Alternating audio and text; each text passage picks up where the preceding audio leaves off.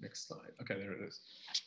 So with the vendor, they already had made two attempts at transformation before even I got onboarded with them, and something was still not clicking. They had two failed attempts basically, and not to mention they were already losing business because I knew that they had idea about it, of course, but it wasn't, of course, out in the open yet that they are losing business, right? So the strategy that we adopted here was kind of it was a little different. The coaching approach that we adopted was a little different than what we had at the bank. Instead of directly jumping onto the framework, what we did this time around was we focused more on the bare fundamentals, right? I distinctly remember, in fact, that a lot of conversations or discussions we had with the teams or with the leaders or with the executives, we consciously brought the manifesto into the discussions. And the prime reason for that was to kind of keep driving the whole essence of the manifesto and hoping that they'll connect with it, those four values and principles that manifesto talks about, and people at the vendor side, they start connecting with it, right? And then we gradually started launching individual teams, like one team at a time kind of thing. We did some team boot camps, and we started launching these teams. And our goal was to get them comfortable with the fundamentals first, right? Once we had reached that state of like they were comfortable working as an individual team, that's when we introduced the concepts of scaling, right? Now, this is nothing like what the implementation roadmap talks about. So it was a very different approach. And at that point, once the teams were comfortable, like I said, we introduced the scaling concepts, right? So now there was, because now we had introduced the scaling and we were actually now going into like, we were planning about like, how do we do our first PI event? So we did a lot of prep work for that. And the prep was not about like the regular product backlogs and getting your features in place and getting your epics in place and getting your high level stories in place. Well, yes, that was also being done, but then more than that, the prep work was around getting them um, to consider an idea to involve their customer into the PR planning event itself, right? And we knew that this is going to be a major concern, or they would not be open to this idea. And primarily that was because, like the financial industry is very highly regulated. So they're generally, like in general, the financial industry is very risk averse, like especially banks, right?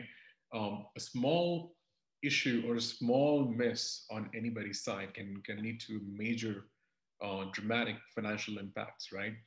So that was the reason that they were not in favor of the idea of involving a client, and there was another reason too, which was that they're not only serving one client; they have multiple clients, right? So if you involve one client in your PI planning session, well, then this client has access to or gets to see the work that you're doing for your other clients too, right? So we had to kind of like work with that, and um, I mean, if you look at it from their perspective, honestly, it makes sense because I mean, if I was them and not an agile coach there, I would have been concerned too because one that it opens me up for a legal action for overexposure, right?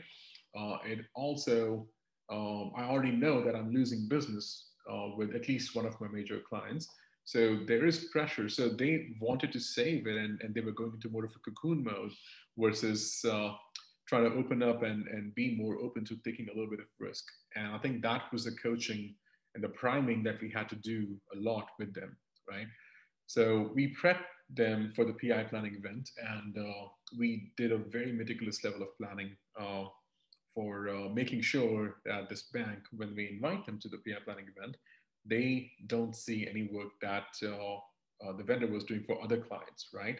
Now, there were some negotiations we did as coaches with our teams and with our leaders there, was that hey, it's okay that we don't want to share what we're doing for other clients with them, but at the same time, we need to make them aware that this is our true capacity, right? Or for example, in next 90 days, we only have X number of days or X number of hours that we can um, shell out for the work that you want us to do, right?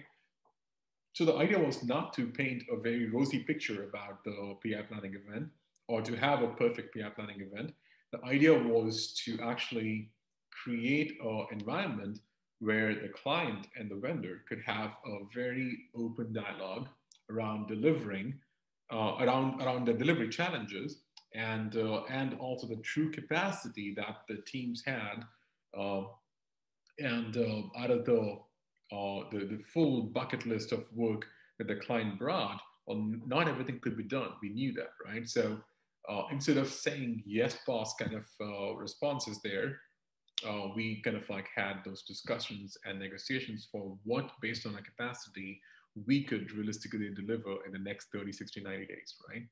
So that capacity discussion to me was basically, I would say, one of the most interesting conversations because um, it could have gone either way.